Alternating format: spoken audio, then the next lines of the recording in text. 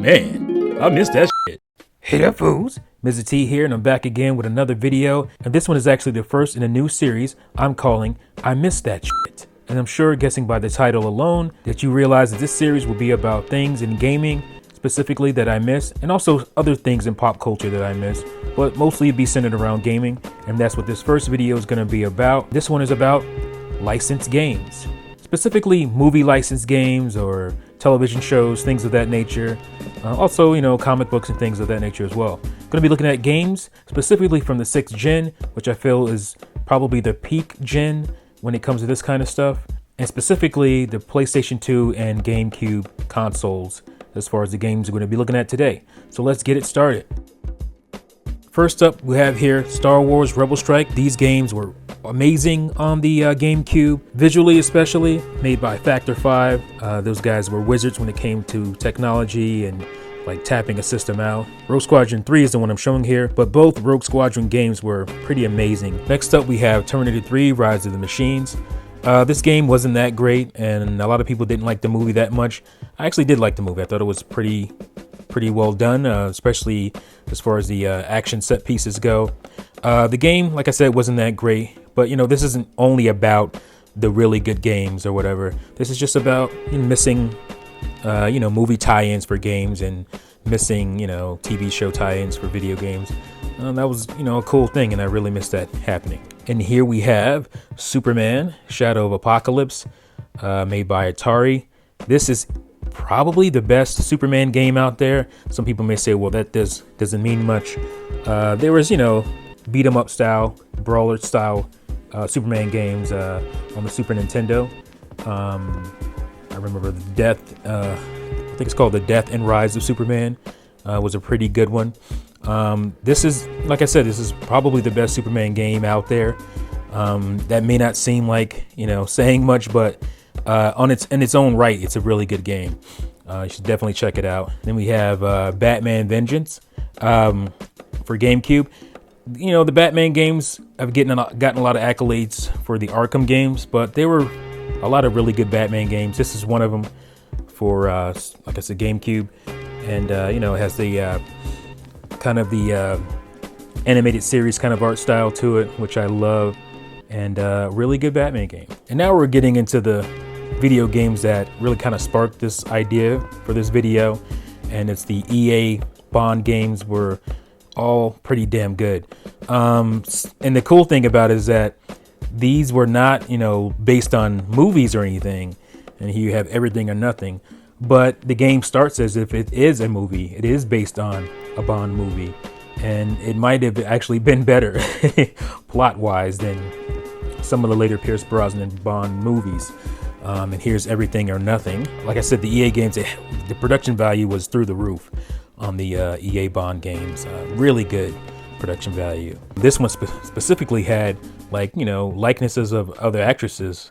I believe that's Shannon Elizabeth from the American Pie fame, and that's Heidi Klum, I believe. Heidi Klum was still a model at the time, I believe, and Shannon Elizabeth, like I said, from the American Pie movies. And it was really cool because they can technically say they were Bond girls because these felt like they were based on movies. And to keep the Bond thing going, we have 007 Nightfire. Again, here's another one that felt like it was a movie that probably would have made a pretty cool Bond movie. And oh my gosh, this is probably the best comparable to, let's say, GoldenEye as far as the multiplayer goes. Me and my relatives and friends had so much fun in the multiplayer in this game. It is really good. So if you haven't played this, you got to check it out. Like I said, the campaign's pretty good, but the multiplayer is really where it's at with this one. So you should definitely check it out. So much fun. Terminator 3 Redemption for the GameCube. This is actually like we're sorry, Terminator 3, the video game wasn't that great. And this is a redo, basically kind of a remaster, and it is a whole lot better. It's a different game. There's definitely different stuff in here. I think it's based on the same engine, and there are some levels that are similar. I don't really remember, but this one was definitely the better game. This was the one to buy if you hadn't bought it. And this is a good licensed movie tie-in game, so should definitely check it out if you're a Terminator fan. Even if you didn't like Terminator 3, the movie, this was really, really good. And more superhero stuff, we got Teen Titans, THQ. This is an excellent TV show license game. Obviously, Teen Titans. There's 2 versions of Teen Titans. This was the original that got canceled, I think after 1 season. I can't remember. I really like Teen Titans. It made me sick that it got canceled. It was a really good show. And now they have the Teen Titans Go, which is kind of for smaller kids or whatever. But it really is like pretty adult, humor that kids miss, but adults get. So it's still pretty funny. But this one is more, comic book related, more serious, if you will. And I really liked this game. It was pretty good. And of course, a great movie license, Spider-Man. Awesome movie, kind of changed the superhero genre when it came out.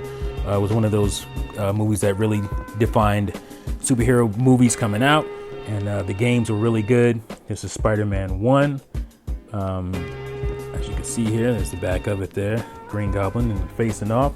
But let's keep it going with Spider-Man 2, which I think is the better movie. To me, is the best Spider-Man movie. It was really well done, the Doc Ock one. And the game was also, I think, was the better Spider-Man game. They perfected a lot of stuff that they got right in the first one and fixed some of the flaws. And I really liked this game and the movie. But honestly, these are the games that really sparked this video, the idea for this video. This one specifically, not the series, but this video specifically for licensed games. And it was the Lord of the Rings games for PlayStation 2 and GameCube. And I really, really enjoyed these games. This one here is Lord of the Rings, The Fellowship, based on the first movie. And it is so good, so well done. I'm a huge Lord of the Rings fan, so I'm sure a little bit of my bias for the license of Lord of the Rings, the world of Lord of the Rings, kind of ties into my love of these games. But I think these are really well done and some of the best examples of good movie licensing, good movie or TV show tie-in licensing for games. These are all action RPGs,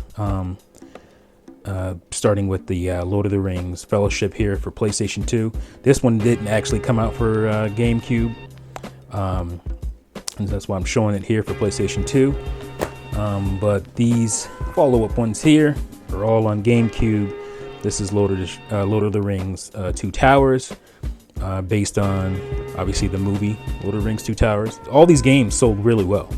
I don't know if because of the license they had to share profits, and they decided that it wasn't financially viable or cost effective for them to do all this licensing stuff. But I really miss this stuff because these games specifically were top quality.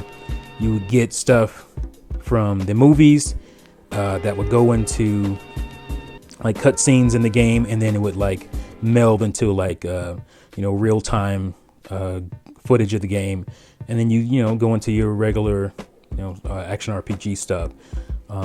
Two Towers, awesome, as well as for the final movie, Lord of the Rings Return to the King, equally as good. All these games to me are top-notch, AAA, and equal quality, great production value, like I said, and all these games were really well done.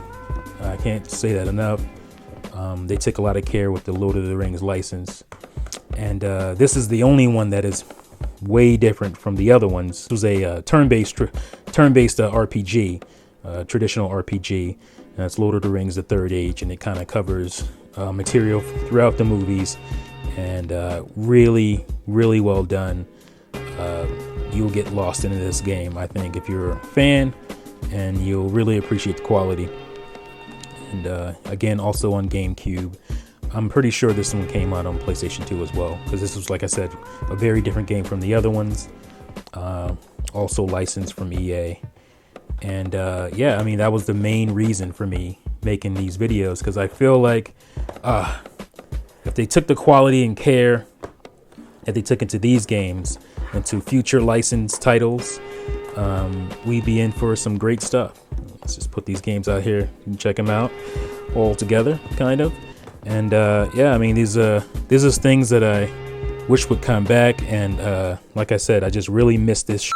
Let me know in the comments below what you would like to see come back from this era, this bygone era of awesome licensed material. Obviously, there's a lot of crap out there as well. I'm not going to put on rose-colored glasses. There was a lot of crap that was licensed, but these were the top of the echelon when it comes to that stuff, and I really miss that, and I hope it would come back. So let me know what you think in the comments below. Thank you for watching. This is a new series I'm excited to bring. I'm trying to do like one a month, basically. Thank you for watching. I'll see you fools next time. Peace out. Thank